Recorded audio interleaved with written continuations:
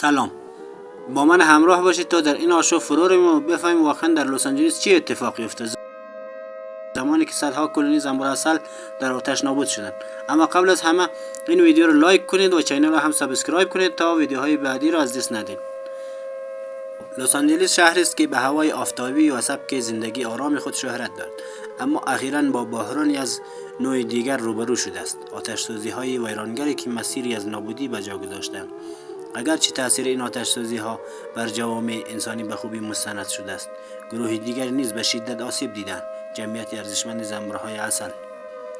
آتش‌سوزی‌هایی که در سراسر لس آنجلس شعله‌ور هستند، چالش بزرگی برای زنبورداران محلی ایجاد کردند که در تلاشند با از دست دادن زیستگاه و منابع غذایی زنبورهایشان مقابله کنند. وقتی آتش از یک منطقه عبور می‌کند، نه تنها کندوهای فیزیکی را نابود می‌کند، بلکه پوشش گیاهی اطراف را که زنبورها برای شهد و گرده به آن وابسته‌اند نیز از بین ببرد. این بدان معنی است که حتی اگر خود کنده‌ها نجات پیدا کند، زنبورها ممکن است هنوز منبع غذایی قابل اعتمادی نداشته باشند که این موضوع به گرسنگی گسترده و فروپاشی کلونی‌ها منجر می‌شود. تأثیر این آتش‌سوزی‌ها بر جمعیت زنبورهای لس آنجلس چیزی جز فاجعه نبوده است.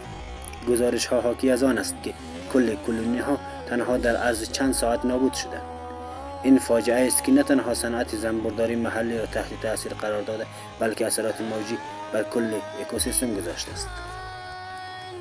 زنبورها از مهمترین حشرات روی زمین هستند و نقش حیاتی در گرده افشانی گیاهان و محصولاتی که برای غذا به آنها وابسته ایم ایفا می‌کنند. بدون آنها تأمین غذای ما به شدت آسیب می‌بیند و پیامدهای آن برای نسل‌های آینده احساس خواهد شد.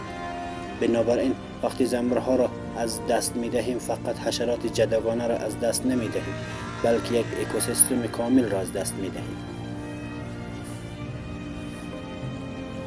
من با چندین زنبوردار محلی صحبت کردم که داستان‌های دلخراش خود از دست دادن و نابودی را با من در میان گذاشته.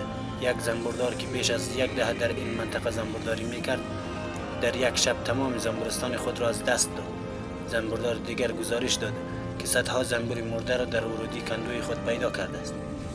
یکی از داستان‌هایی که برای من بسیار برجسته بود، داستان زنبورداری بود که با یک مدرسه محلی همکاری می‌کرد تا کودکان را درباره اهمیت زنبورها آموزش دهد. او یک زنبورستان در محوطه مدرسه راه اندازی کرده بود و کودکان با او در مراقبت از زنبورها کمک می‌کردند و درباره چرخه زندگی آنها یاد می‌گرفتند.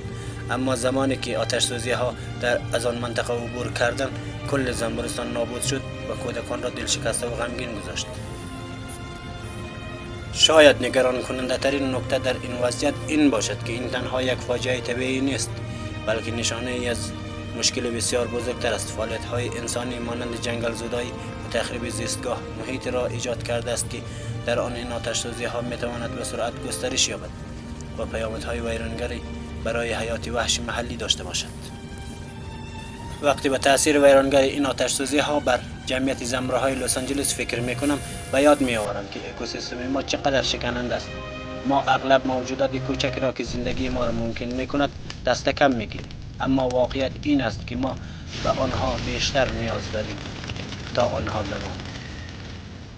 ممنون که تماشا کردید دوستان. نظرات شما درباره این موضوع در قسمت کامنت ها بشنویم و اگر علاقه دارید درباره حفاظت از محیط زیست بیشتر بدانید، حتما ویدیو ما را درباره تاثیر تغییرات اقلیمی بر جمعیت حیات وحش را تماشا کنید.